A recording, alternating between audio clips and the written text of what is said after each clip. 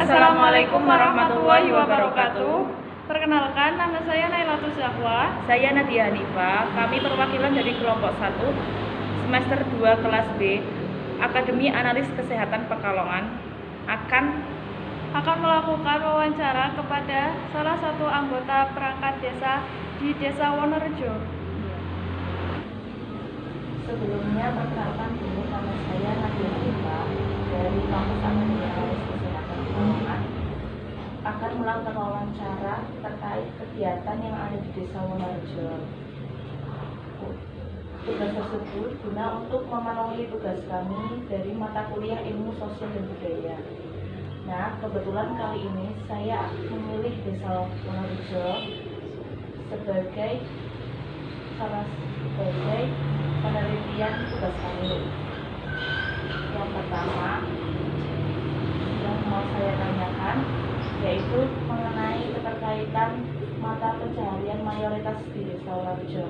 Sini itu apa dan penghasilan terbesarnya itu dari apa? Untuk kegiatan di Wonorejo, keterkaitan usaha yang ada yaitu di sini kebanyakan kaum buruh, juga ada petani, ya swasta, dan sebagian juga ada yang bekerja di Jakarta. Kemudian apa ada potensi yang ada di Desa Wonorejo itu apa? Potensi yang menonjol. Untuk selama ini kegiatan potensi yang ada di Wonorejo itu terutama itu tanah liat, di mana di situ dikembangkan sebagai gerabah, dan gerabah itu ya hampir saja punah karena sekarang kebanyakan yang membuat itu masih kaum para sesepuh, yang muda-mudanya itu tidak. Tapi akhir-akhir ini kegiatan itu masih diusahakan untuk lebih meningkat lagi. Kan gerabah itu dari tanah liat, dari bahan dasarnya tanah liat itu kan diambilnya itu dari mana kan banyak. Untuk tanah liat kebetulan tidak usah membeli, di desa kami sendiri bisa, karena memang itu ada khusus tanah liat yang bisa untuk dikelola dijadikan gerabah di Desa Wonorejo tersebut. Yang mengelola wisata gerabah tersebut untuk pengelola wisata liat dari desa memasrahkan kepada Karang Taruna dan dikelola oleh Karang Taruna.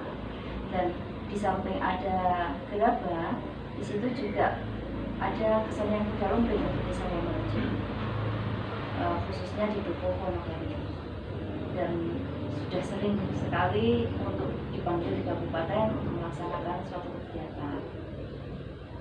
terus bagaimana respon masyarakat ketika desa itu mempunyai mempunyai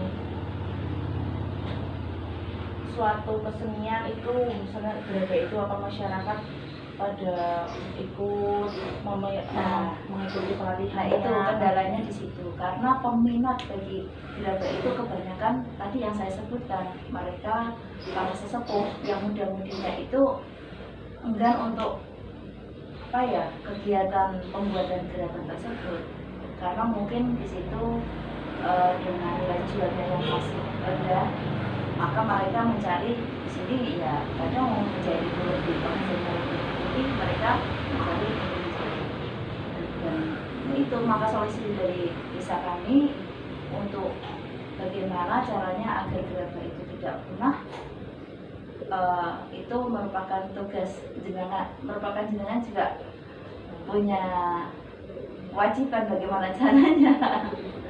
Terus bagaimana aturan-aturan yang mengikat pada Desa Wonorejo?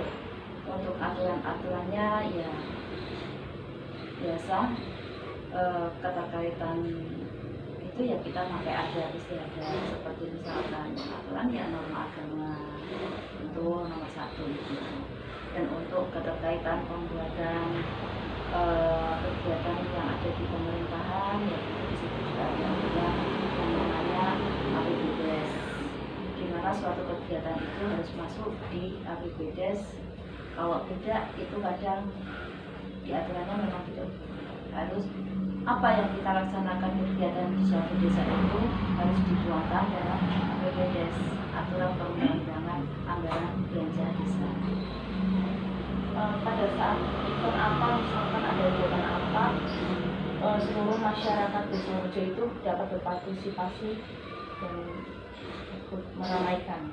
Kalau di Desa Wonorejo itu setiap minggunya itu bukan sering lagi ada kegiatan untuk bapak-bapaknya. Setiap malam Jumat ada tahlil, jamaah tahlil di situ. Di situ bisa berkumpul para bapak-bapak. Setiap hari Sabtu ada kegiatan hariahan di situ para ibu-ibu. Dan pada malam Jumat juga para pemuda IPPNU mungkin di situ diadakan berjanji. Di situ juga kumpul. Dan yang sangat besar lagi kalau ada kegiatan pengajian pada saat hari besar agama, pada saat hari besar contohnya karnaval itu juga di situ Desa Wonorejo menampilkan setiap tahun kan setiap bulan Agustus di situ ada kegiatan yang namanya karnaval. Setiap desa itu menampilkan suatu kesenian. Di situ ada keseniannya, ada kegiatan para petani ya sesuai dengan yang ditemakan dan di situ pun dilombakan. Dan alhamdulillah untuk Desa Wonorejo selama 2 tahun berturut-turut itu yang pertama dapat juara 2, yang kedua dapat juara 1. Jadi sudah mulai itu ya meningkat. Alhamdulillah untuk kebersamaannya sudah mulai membaik. Selain dari kegiatan kesenian, terus wisata budaya itu ada kegiatan kesehatan, misalkan apa ibu hamil atau posyandu gitu. Untuk kegiatan setiap bulannya di sini ada posyandu, ada kelas ibu hamil, ada kegiatan kelas ibu lansia. Di situ setiap bulannya itu di sini di Wonorejo kan ada pos saling bergantian. Yang pertama pos 1, kedua pos 2, ketiga pos dan seterusnya. Ya, dari semua kegiatan itu untuk khusus untuk para pemuda itu ada kegiatan apa misalkan? Kalau untuk pemuda di sini ada IPPNU, di sini pun pemudanya itu banyak ikatan-ikatan kemarin saja untuk Desa Wonorejo baru mengadakan ada pengajian di sini yang mengadakan yaitu pemuda, persatuan pemuda saling berarti dia minta iuran dari warganya dan melaksanakan kegiatan yaitu pengajian yang kemarin kebetulan Bapak Gus Miftah.